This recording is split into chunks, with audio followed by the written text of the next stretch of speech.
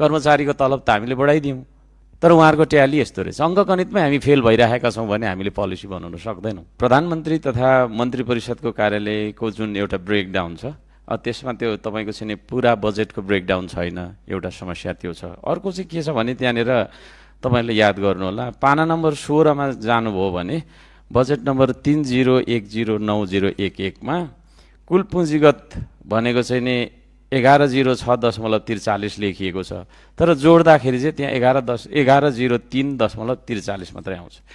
त्यसै गरी पाना नम्बर 20 र तपाईँको 21 मा चालु लेखिएकोमा 64 छ, रियल जोड्दाखेरि त्यहाँ तपाईँको ट्याली गर्नुहोस्, त्यहाँ 53.58 आउँछ। त्यसै गरी पाना नम्बर 19 को पुँजीगतमा तपाईँको चाहिँ नि के अरे 1106 र पाना नम्बर 11 को चालुमा 64 लेखेको छ। यो दुईवटा जोड्दाखेरि चाहिँ तपाईँको चाहिँ नि फेरि 1729.5 भयो भनेर भनेको छ। त्यो गलत ट्यालीहरू छन्।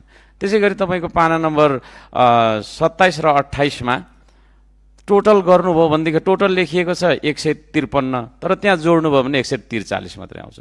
यसरी यो क्लेरिकल मिस्टेक हुनु भनेको ठुलो तपाईँको गल्ती हो। यो नियतवश गरिएको छ या भुलवश भएको छ होइन। कर्मचारीको तलब त हामीले बढाइदियौँ, तर उहाँहरूको ट्याली यस्तो रहेछ। अङ्कगणितमै हामी फेल भइरहेका छौँ भने हामीले पोलिसी बनाउन सक्दैनौँ होइन।